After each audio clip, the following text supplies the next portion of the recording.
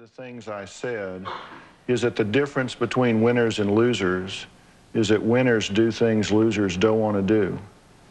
And I guess my question is, when you say you want to change, I mean, do you really? Because let me tell you something. I'm just going to be real honest with you, okay?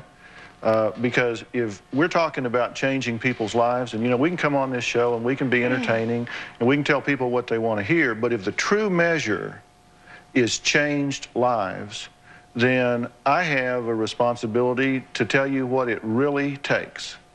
And I'm telling you what it really takes, number one, is to be honest. I mean, really, no kidding, honest. And when I say honest, I mean that you've got to acknowledge where you've been. You have to acknowledge why you've been there. You say, I want to change. Well, first, what were you getting out of that? What was your payoff that you're willing to leave behind to go to something else? Well, it's easy to sit back and write lofty goals, but it's real hard to get honest and say, I'm going to do the nitty-gritty it takes to be different tomorrow than I was today. And that's where she needed to start, not curing the world. She needed to start making her tomorrow different. You aren't willing to give up the payoffs. If you give up the shame, if you claim the forgiveness, then you got to walk with your head up and be accountable for the rest of your life.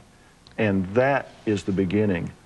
If you don't want it, then you won't claim it, and if you don't claim it, you won't have it. You're telling us right now that you don't think you deserve to be forgiven because you can't forgive yourself.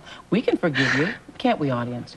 We can forgive you, but us forgiving you, my forgiving you, because, listen, you're a human being just trying to find your way. We are all just human beings trying to find our way. And so, your life path caused you to have this diversion for this particular time in your life. You are still God's child. Spirit come from the greater spirit. I know that. So I know that whatever you did is just something that you did. You are not that thing. You are not prostitution. You are not anger. You are not meanness. You are not confusion. You are spirit, come from greater spirit with great potential. And so that's easy to forgive. You don't know that yet, though. And that is the first step, isn't it? It's got to be the goal. Because you can't move forward until you can let that go. It's got to be the goal. That was the past. You know, Maya always says to me, you did then what you knew how to do. And when you knew better, you did better. How do you do it? Well, that's a hard thing because you have to overcome the inertia. And so often we do today what we were doing yesterday. It isn't that we want to do it today. It isn't that we choose it today. We're doing it because it's what we were doing yesterday, and there's that momentum flow.